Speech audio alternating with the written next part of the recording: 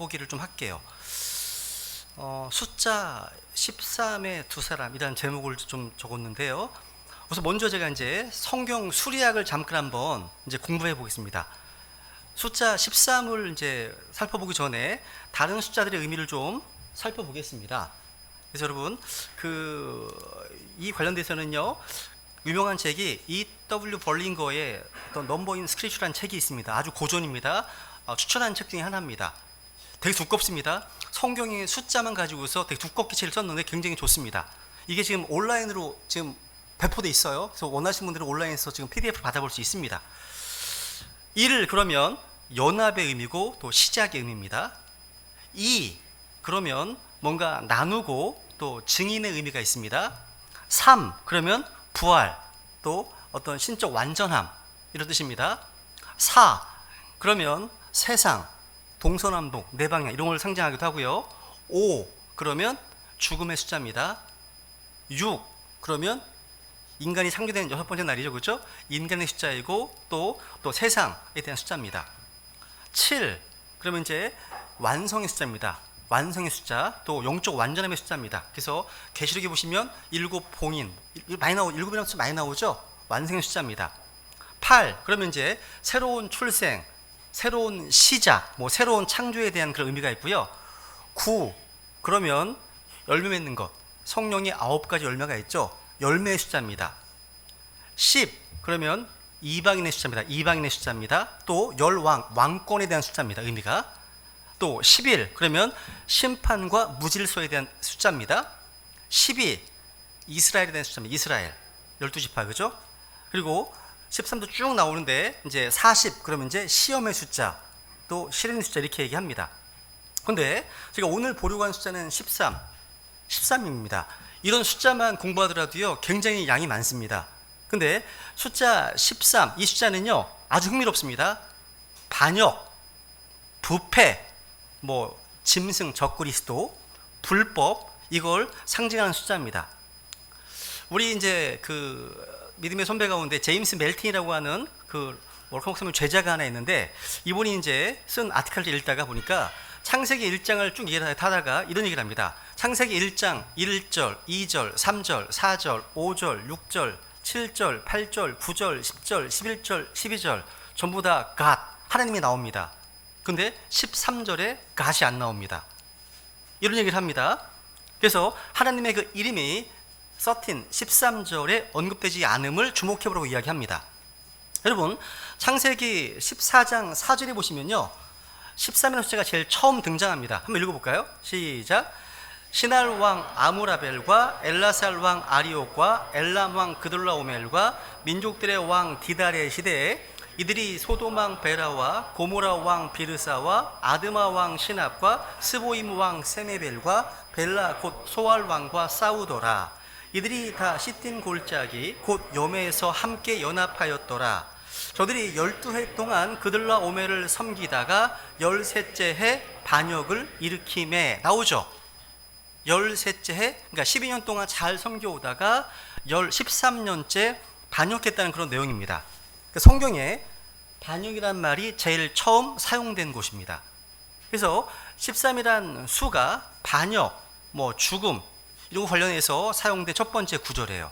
그래서 숫자 13이 나올 때마다, 그리고 또 그 배수 숫자죠. 배수 26, 39, 52 등등, 이렇게 배수 모든 숫자가 나올 때마다 다 반역이나 배도나 부패나 붕괴나 혁명 등 관련되어 있음을 보게 됩니다.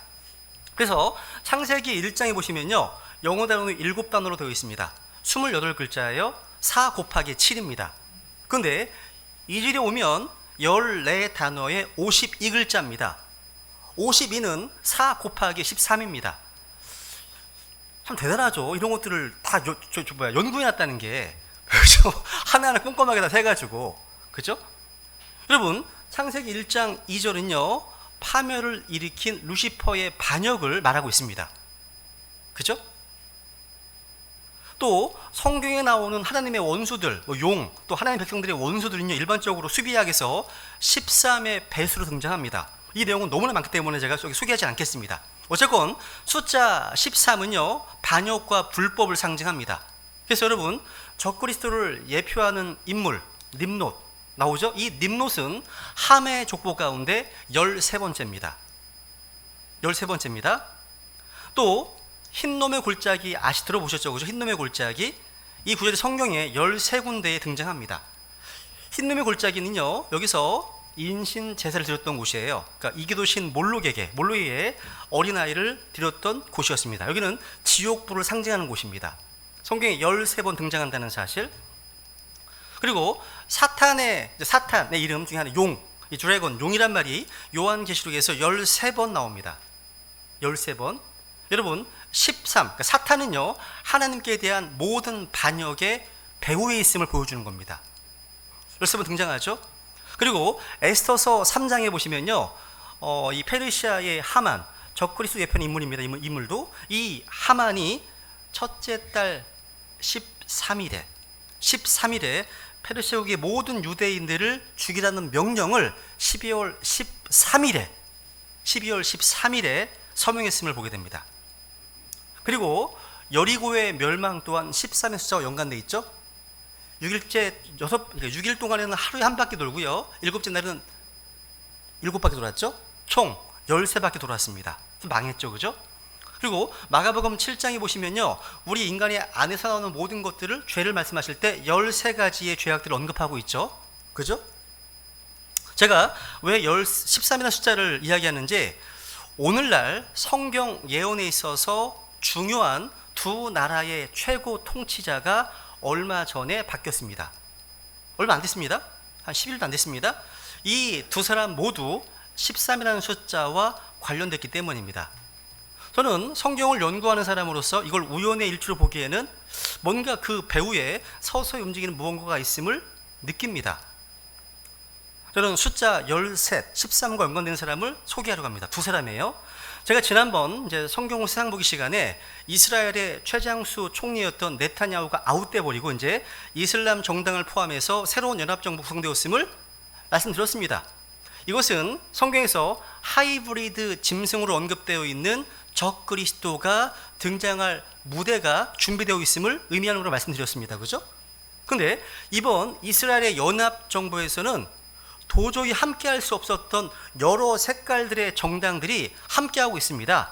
그러니까 이번 이스라엘 정부의 어떤 주요 구성을 보시면 반 네타냐후 노선입니다. 그래서 다 함께하고 있는 거예요. 그런데 이번에 이스라엘을 이끌 리더로 나프탈리 베넷이라는 사람이 총리가 되었는데요, 이 사람이 몇 번째 총리인지 아십니까? 예상하신 대로 이스라엘의 13번째 총리가 되었습니다. 13대 총리 되어 있죠, 그죠? 13번째 총리가 되었다는 거죠. 자, 근데 언제? 6월 13일에요. 6월 13일에 13번째 총리가 되었다는 거예요. 자, 이게 우연일까? 그죠? 그뿐만이 아닙니다. 또 다른 한 사람이요, 성경 예언에 있어서 아주 중요한 나라로 언급되고 있는 한 나라의 13번째 대통령이 되었습니다. 그런 다름 아닌 페르시아라고 언급되어 있는 이란의 새 대통령, 바로 이브라임 라이시입니다. 보세요. 이 사람이에요. 이브라임 라이시. 이 사람은 그 전 대통령 그 하산 로하니보다 훨씬 더 급진적이고 강경한 보수주의자로 알려져 있습니다. 이 사람은요, 1988년도에요, 수천 명의 사람들을 학살한 인물로 알려져 있습니다. 잔인합니다. 근데 이 사람이 이란의 13번째 대통령으로 당선되었습니다. 이 사람도 숫자 13과 연관되어 있다는 거죠. 여러분, 이스라엘의 13번째 총리로서 나프탈리 베넷이라고 하는 사람이, 이 사람은요, 우파이면서도 시오니스트라고 주장하지만 동시에 자기의 색깔과 전혀 다른 정당들과 연합하게 되었습니다. 그래서 이 사람은 뭔가 말과 행동이 일치하지 않는구나, 이렇게 좀 논쟁 있는 인물이라는 얘기예요. 이 사람은요, 인물입니다. 그런데 이 사람이 총리가 된 바로 그 다음에 얼마 안 돼서 이란의 13번 대통령이 등장했다는 겁니다. 이게 우연이겠습니까? 나프탈리 베넷은 6월 13일 날 이스라엘의 13번 총리가 되었고, 그리고 이스라엘의 철천지 원수 이란에서는 수천 명의 사람들을 학살한 급진 강경 보수에 해당하는 사람이 13번 대통령이 되었다는 사실이죠. 저는 개인적으로 이 13과 연관되어 있는 이 두 사람이 정권을 잡은 시기에 주님께서 다시 오시지 않을까 생각합니다. 그래서 13이라는 숫자와 연관된 이 두 사람으로 인해서 발생하게 되는 끔찍하고 놀라운 일들을 저는 보지 않을 것이라고 생각합니다. 그러한 일들이 발생하기 전에 주님께서 공중으로 오셔서 우리 이 땅에서 데려가실 것이기 때문이죠. 이건 성경의 교리가 아닌 저의 개인적인 생각이면서 바람입니다. 오해하지 마세요. 네. 여러분, 그리스도의 몸으로서 이 교회가 휴거되면 그동안 적그리스도의 출현을 막고 있었던 교회가 사라졌기 때문에 그 이후에 이 세상은요, 적그리스도가 자유롭게 등장하면서 이 세상은 사탄이 마귀가 원하는 대로 다 하게 됩니다. 그래서 이 세상은 완전히 망가지는 거예요. 망가지는 겁니다. 더욱이요, 2022년, 내년입니다. 2022년 1월부터 6월까지는요, 프랑스 임마누엘 마크롱 대통령이 유럽 유니언, 유럽 연합 의장직을 맡게 됩니다. 프레지던트가 되는 거죠. 유럽의 프레지던트가 되는 겁니다. 마크롱은 적그리스도가 강력한 후보로 알려져 있잖아요. 그죠? 이 모든 셋업이 저는 이게 우연이 아니라고 생각한다는 거죠. 저는 속으로 할렐루야 부르고 있습니다. 속으로 할렐루야 부르고 있습니다. 한번 제가 조금 더 해볼게요. 두 사람 좀 지켜보세요. 이제 최근에 미국의 한 성경 신자가요, 페이스북에요, 자신의 구원 간증을 올렸어요.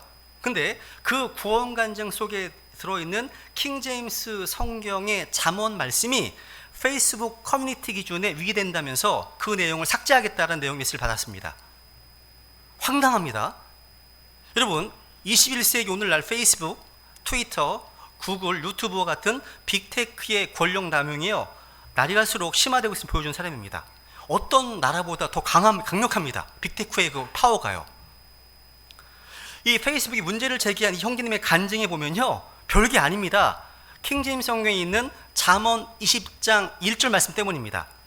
알코올에 대한 문제, 술에 대한 말씀이거든요. 지금 이게 지금 페이스북의 어떤 기준에 위배된다는 거예요. 지금 황당하죠. 이 공동체 기준을 위반했다는 겁니다. 그래서 이것을 뭐라고 하냐면 새로운 나치의 등장, 이렇게 얘기를 합니다. 새로운 나치의 등장. 그러니까 페이스북, 트위터, 구글, 유튜브가 나쁘다고 이야기를 많이 하지만 빅테크들이요, 우리가 생각하는 것보다 훨씬 더 나쁘다는 것을 보여주는 겁니다. 저는 페이스북의 창립자 이 마크 주커버그라는 이 프로파일을 하나님께서 자신의 기준에 맞지 않음으로 인해서 하나님 왕국에서 삭제하실 거라고 생각합니다.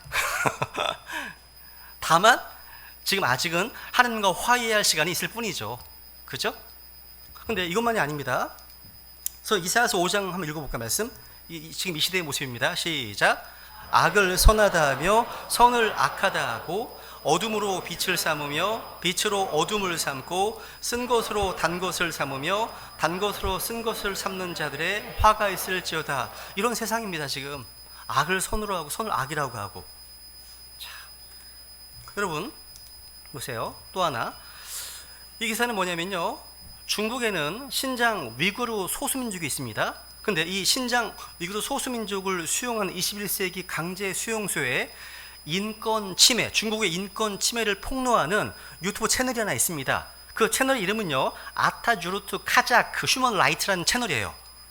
유명한 채널입니다. 이 채널의 동영상들을요, 유튜브가 삭제시켰습니다.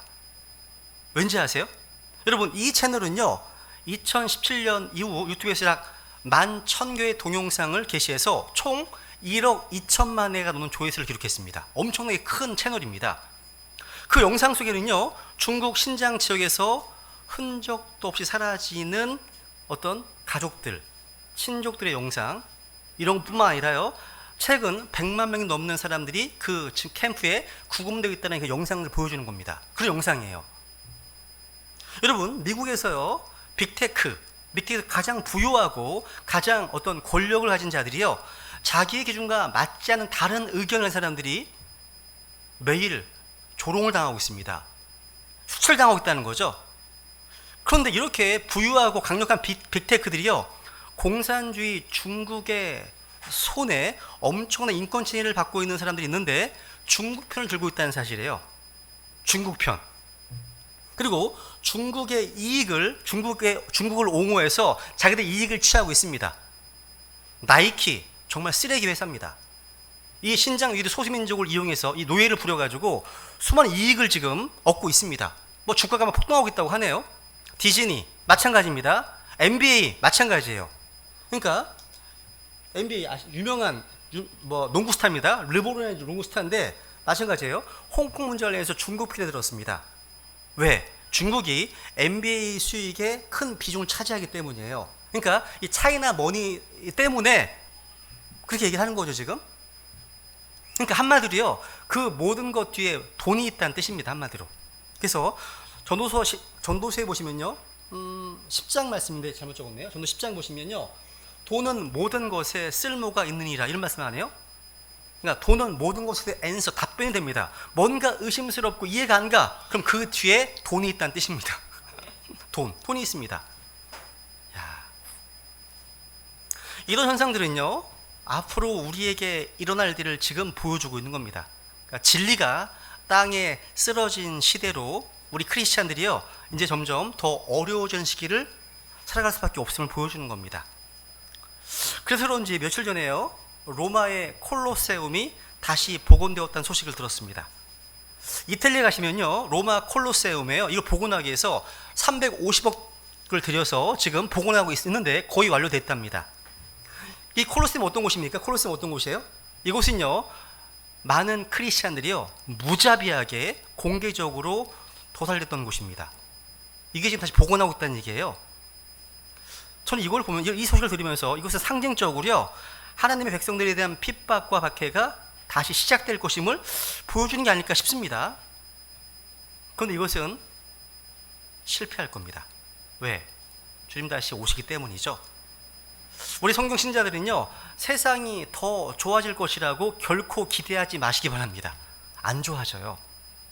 역사 가운데 항상 모든 경륜, 하나님의 경륜이 항상 배교와 심판으로 끝나기 때문이에요. 좋게 끝나지 않습니다. 교회 시대 점점 어둠이 깊어지고 있습니다. 근데 요즘 여러분, 가장 어두운 시기에 샛별이 뜰 겁니다. 샛별은 바로 예수 그리스도시잖아요. 주님께 오신다는 거죠. 그렇다면 우리에게 중요한 것은 바로 우리 눈을 다시 주님께 고정시키는 겁니다. 그래서 더욱 주님을 사랑하고 주님을 더 섬기는 거죠. 그죠? 그래서 여러분, 마지막 날들 우리가 이 땅에서요, 살 때 여러 가지 세상의 어떤 여러 소식들, 노이즈, 여러 소음들, 또 주류 언론들의 어떤 그런 소리 집중하는 것이 아니라 우리 모두 하나님 주신 이 말씀 붙들고 주님의 음성에 집중하면서 하루하루 믿음으로 걷는 배단 가족들이 되기를 간절히 원합니다. 네, 오늘 말씀 마치도록 하겠습니다.